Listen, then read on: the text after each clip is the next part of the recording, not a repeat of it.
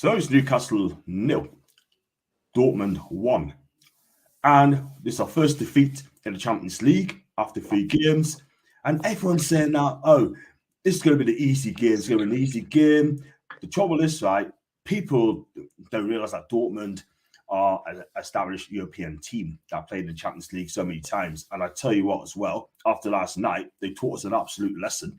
And we disrespect them a lot. And they came here, executed the plan, and it worked perfectly. I got Jordan with me, and obviously quite disappointed. Jordan, tell us your thoughts on the game, man. Wait, to be honest with you, I thought we would beat them last night, to be fair. But it is what it is, isn't it? But to me, it was just like the gaps in midfield, like when we were breaking, it was like, obviously when we lost the ball in the breaking, they were like 6 and 7 man strong, like coming at us. Do you know what I mean? It wasn't like, I don't know. It was something. So we just don't normally play like that. They're normally pretty tight, aren't we? But second, obviously, first half over there was a better side, and I thought we improved massively. Second half, I thought we were looking not to get a draw out of the game in the end. But the thing is, you've got to take your chances when you're playing at that level, haven't you? And that's the difference. Yeah, all it is, Jordan, right? You mentioned that you got to take a chance where it comes. Anthony Gordon had a great chance, put through by Isak, and the keeper saved it. And in the second half, Callum Wilson, you would have put your mortgage on scoring that. And the keeper came and made a save again. I mean, you don't take your chances. But Dortmund, they look good on the counter-attack, right? And Malin, the Dutch lad, had a chance and saved by Pope. Then you had to make a double save. And then, on the stroke of half time, we paid the price for it. I think we came out after half time, and I think for the first 10 minutes we were dead. I think we had like the stuff knocked out of us, didn't we? Then obviously and grew into the half, and obviously I thought we were unlucky not to get a draw out the game. Like you say, we pushed on, but like you say, want that one chance at Wilson had. Anybody in the Newcastle squad, you'd want it to falter in, wouldn't you? 9 times out of 10, he puts it in the back of the net, but he didn't. That's it. But I think when we go to their place, I think we've got to go there to win. I think we'll get chances. I think we could beat them. It's just if we put do. Do you know what I mean? One of them. It's going to be a tall order, though. George's going to be a tall order going to Germany. And do you know what? I mean, you're going to have to up our game if you want to get to the last 16 of the Champions League in my book. But you look at the players they've got, right? I mean, look at the lineup, yeah? I mean, it's virtually the same lineup. And for me, there's a couple of disappointments in there. Kieran Trippier. Now, I'm a massive Trippier fan, right? I've never, ever had a good Trippier. And I hope I don't, right? But he had a poor game last night. His set pieces were poor. His crosses was awful. And I'm thinking to myself, this is not Kieran Trippier. I mean, he wasn't the only one. I thought Joe Linton should have got hooked up after half time. He was poor. Sean Longstaff didn't look right. Yeah. And Miguel Almiron, I like Miggy, but the problem with Miggy, right? I mean, he should have squared there for Callum Wilson to get a goal nil. But Isak, when he went off, he was a massive miss up top. It's the pace, isn't it? Like, I think we miss Isak's pace. Like, I love Wilson, but like I think Wilson's lost a yard of pace now. Like Isak's, he's like lightning, isn't he? But I thought Trippier had a poor game. I thought Almiron did all right, but it's just coming in left. It's every time he's predictable, isn't he? Like you know what he's going to do, and obviously, so we know what he's going to do. Defenders do the homework; they know what he's going to do. But plus for me, I thought obviously Gordon had a brilliant game. Joe was quiet. I thought Matty Taggart had a brilliant game when he came on. Thought he played really well. Obviously, Willett came on.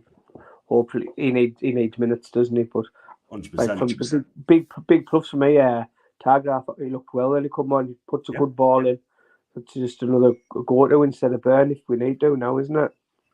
Yeah, this is it. I mean, look, at the end of the day, I mean, it's good to see Target finally put on the show, and he did well. I mean, Sancho Tonali, I mean, we know he's getting banned as well. Well, he's got banned 10-month ban anyway, and we're going to talk about it later on my show, 8 o'clock tonight. And you know what? It's Tonali when he came on. he was the man possessed. Now we're going to miss him for 10 matches. 10 months. Sorry, 10 months.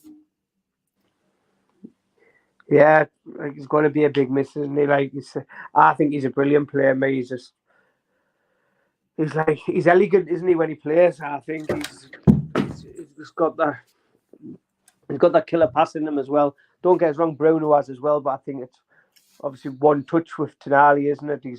He's always one step ahead for me.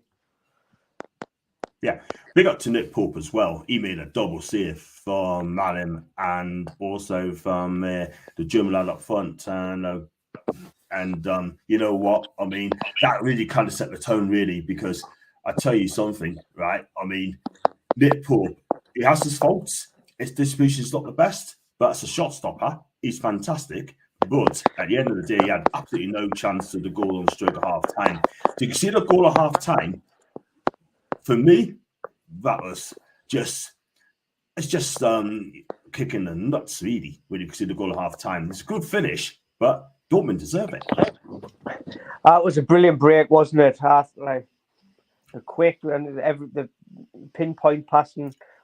But do you not think it was a foul? I thought the ref had a pull game for us. Thing is, sorry to cut you in, Jonah, right? I mean, thing is, right? I mean, before that, Gordon got tagged. He got a short pulled. Yeah, that's a foul. Yeah, but people thinking that after that, when he got tackled, yeah, that's a great tackle. Yeah, but 5 seconds before that, he had a shirt pulled. Yeah, that was a foul, and the ref never got back for it as well. He had a poor game yesterday, and the referee as well. I mean, Miggy should have had a penalty, right?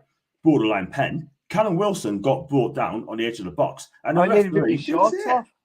Yeah. I mean, this referee was shocking yesterday, man. He was absolutely awful. You would have thought, right, he's just another Premiership referee. But I tell you what, he was League One standard last night. It's just a disgrace, an utter disgrace. What we don't want to lose games, Jordan, right, by dodgy referees. Because for me, that was harsh. But at the end of the day, right, we need a strong referee. This referee cannot referee our games again. Do you know when Pope pulled them 2 cracking saves off straight away after one another? The build up to that, I can't remember. Was it Gordon or Alma, or was Gordon Alma or Longstaff it was a blatant foul as well when they broke away. Do you know what I mean? I was poor anyway, but like I say, we've got to get on with it now. We've beat us. We need to go over there. If we want to go through in the next stage of the championship, we've got to go over there and get a result, and it's as simple as that, isn't it? So yeah, that's where we are with it.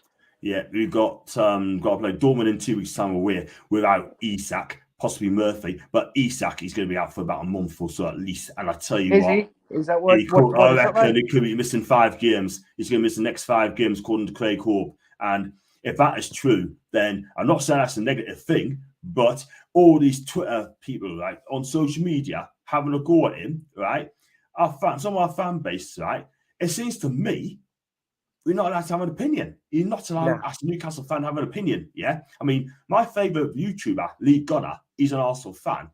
He talks sense. He speaks the facts, yeah? But we, as a Newcastle fan, we're not allowed to have speaks facts. You know what I mean? They just want you to accept it. Well, at the end of the day, for me, I say it how it is. I mean, if we play well, I'll praise them. And if we play poorly, it has to be said.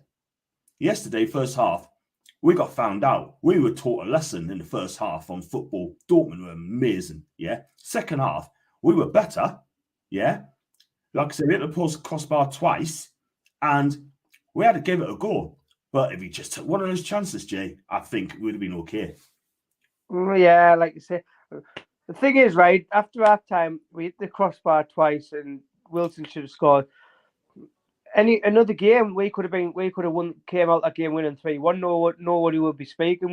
But nobody would even be bothered about that first half, because they go in, it happens, doesn't it? That you get them games, and you can't do nothing about it. It happens. We'll be fine. I think we'll go over there and get a result. Definitely. Yeah, and I mean, look about Eddie Howe. I mean, end of the day, I think he got his tactics slightly, 4-3-3, he got his team selection slightly wrong. I knew Sean Lawrence didn't look right, and Joe Linton didn't look match fit for me. I think Tonali shouldn't have started, in my opinion, and I think for me it would have made a difference in the midfield.